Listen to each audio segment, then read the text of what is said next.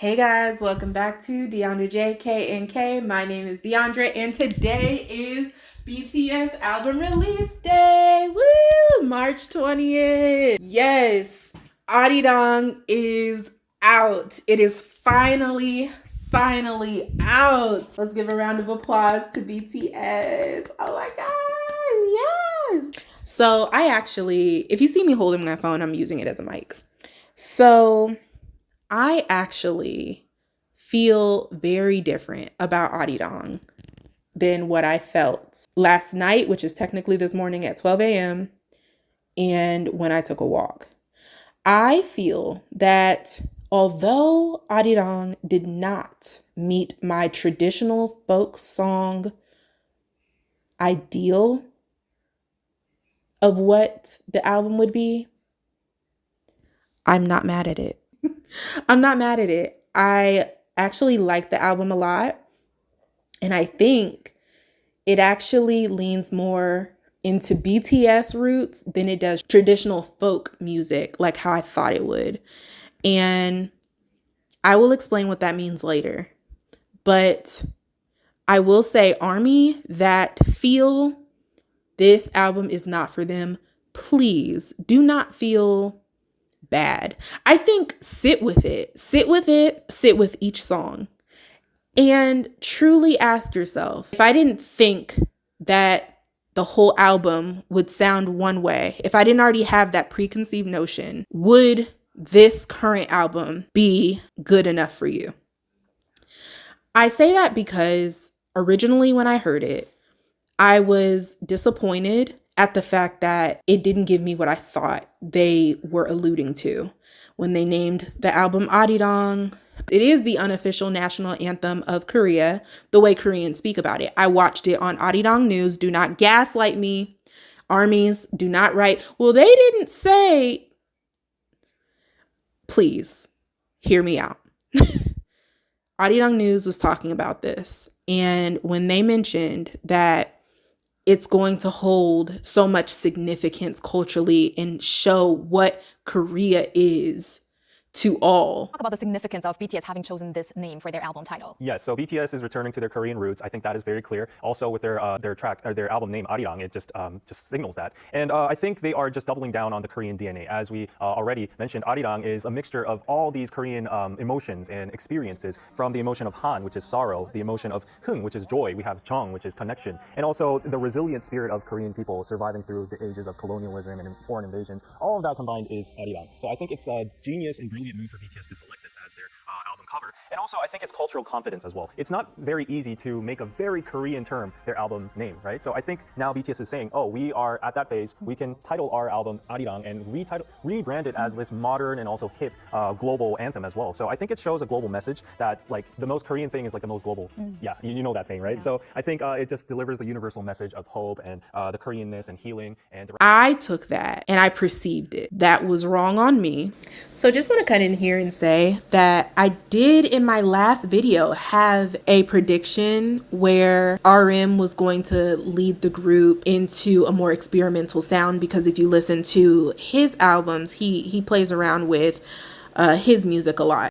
If you just look at the producers that they're working with, when they came out with that list, something kind of sparked in my mind to be like, yeah, this isn't what I expected it to be. But I think I held out hope that maybe the producers were working with them to make it more modern, but still hold that traditional, the traditional aspects and sounds and, you know, things from Korea. And I underestimated how new and fresh that this was going to be. Does it have Korean cultural elements? Yes. But does it have Western influence? Yes. Yes. I think most people thought no Western influence at all. But baby, when I saw those producers, I already knew. I already knew what time it was. When I saw Mike Will Made It, I already knew what time it was. When I saw Plus from ATL, I already knew what time it was. And I think it took me a minute to release preconceived notions and sit with, oh, we're here. We're here with it. It's giving BTS when they first came out. I don't know if you guys were there during mixtape days, like RM mixtape, like when he was the biggest fan of old school rap, stuff like that. Like, it's not giving the fun, frilly, happy Dynamite. It's not doing that. I feel like from a BTS discography standpoint, it fits more along the scale of early BTS, but with modern sound. So because BTS has had so many phases, I feel like K-pop goes through different eras. You'll have your cutesy era, and then you'll have your bad boy era. Then you'll have your this era. You'll have your that era. You have your hip hop era. You have your this era. You have so many different themes when you do a comeback. And I know BTS is not sticking hardcore with that idea of they are a K-pop group the same way as when they debuted, but I almost want to look at this like an era. The grown man era, the 30-year-old man era. I think it's showing experimental sides of them with hip hop, trap, soft rock beats. Armies that were thinking Permission to Dance was going to be forever what BTS puts out. Armies that thought Butter was like peak. And look, I have a reaction video of Butter and Dynamite. You can go back and watch it. I was giddy. Couldn't tell me nothing. I thought it was like Michael Jackson coded. And it was. And I stick to that. The groove in that song is crazy, Dynamite. But that's not, like, that was a phase of BTS. And I think this is mirroring what they actually prefer to listen to. Also, too, when you look at the Weverse Live, all 7 members have had something to say, except for Suga. He was very pleased with every single song. I didn't hear him say not narrow one thing about what he didn't like about a song.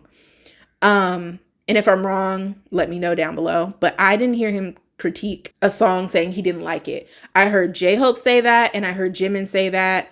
V even questioned one of the songs that made it on the album, which is the very last song.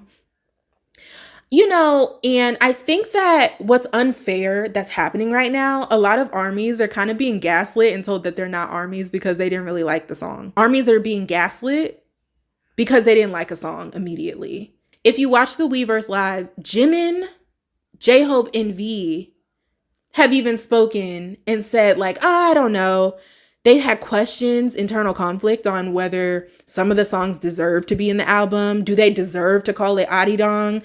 Does it hold too much cultural weight to be able to take on that term? I feel like they were questioning themselves a lot on if they deserve the significance that Arirang brings.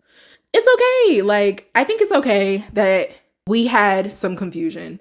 I know I definitely did. The very first time I heard it, I was like, some of the songs, not all of them, I was like, what is this? What are we listening to? Because I thought we were getting traditional type music, like really cultural, like you got to do some research type cultural, like Western audiences would need to open up a book and read. Like we would need to do a lot of work to understand the multiple meanings that could be underlying in the songs. So I think sonically, upon first listen, it leaned towards more Western. And, you know, I think I just had to sit with it. For me, personally, I had to sit with it. Okay, now we're going to kind of slide into the songs themselves because I knew Hooligan was going to be a nasty, sick beat. Where this baseline slap is so rude, dropping lower than dropping screw. I knew that, and I didn't have to do mental gymnastics to know that. I mean, the title itself told everything I needed to know. The producers told me everything that I needed to know, and I talk about that in my last video. So I didn't really care. I was here for Hooligan. As soon as it came on, I was like, yeah, this is it right here. She's a nasty girl. It's a nasty beat. And then Please. I love Please. I love Please. Please to me, I think BTS said it sounds like Home, the song. To me, it sounds like core BTS. Like, which I guess would be synonymous to Home because a lot of people like Home. I feel like that's BTS's sound. They have a pocket with that. This is what made me film a whole second video, right? I was on a car ride and I was listening to 2.0 and Normal. Specifically, I was listening to the whole album, but specifically those songs. I was like, yo, this is good. The album is good. I think it just takes multiple listens. I think that BTS will tell you themselves, number 29 is a palate cleanser. The beginning of the album hits you hard. The heavy hitting beats. You're getting all the elements of hip hop, rap, hard hitting beats. And then second half of the album is very like chill. I personally don't think Swim should have been the title track. I listened to it over and over and over again, and I still don't feel that way. Body to Body. Body to Body should have been the title track.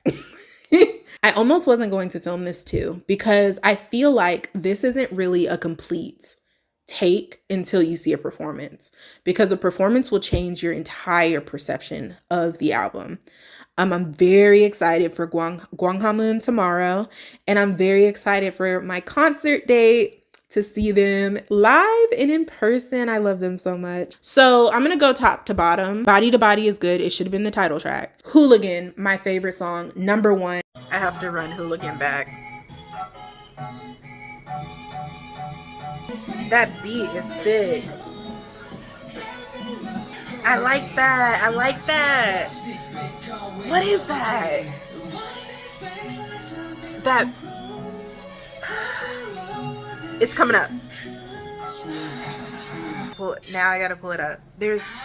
Sounds like something. Aliens, still growing on me. It's still growing. I think I get lost in the sound and I can't really pin it. But I think it just needs to grow. Fire still needs to grow on me. A lot of people like Aliens and Fire, and those two songs, I just can't, as of right now, I just can't see it. But I'm going to watch the performance. I'm going to sit with it some more and just, I hope that I end up loving it. 2.0, it took me until 4 o'clock today when I was on my drive, and I was like, okay, I see what we're doing here, and I like it. So 2.0 is good to me. Then we have our palette cleanser at number 29. I love the significance of the bell. Then we have Swim. I wasn't feeling Swim. Merry-Go-Round, I like a lot. I like that like soft rock sound or just like that chill sound. Normal, like it a lot. They said it's explicit, but I guess I must listen to a lot of explicit music because I didn't notice anything. Like Animals, it's a toss-up for me. I know J-Hope and RM really like that song. They Don't Know About Us, I like that sample. If y'all can list what that sample is, it's a good sample. It's a good sample. I like that old-timey sound. One More Night, J-Hope didn't really like this song. It's funny how they were talking so candidly about songs that they didn't like initially. And they even spoke about the feedback that they may get from this album, which is very self-aware. And I think, of course, there are standouts to this album, but I think, it has to sit with ARMY. BTS was saying that some of the songs have a more complex beat, and it may be hard for ARMY to digest. I think that they're very self-aware, and that's really commendable that they can just accept that and be fine with it, because art is subjective, and I love that. The next song that I love so much, I love the song, is Please. I was listening to this while I was working out, and I just really love this song. It sounds like BTS to me. It sounds so good, like core BTS. And Into the Sun, I personally do not like this song. This is a very interesting sound to have them all sing together. Ooh. feel like this song is too auto-tuned.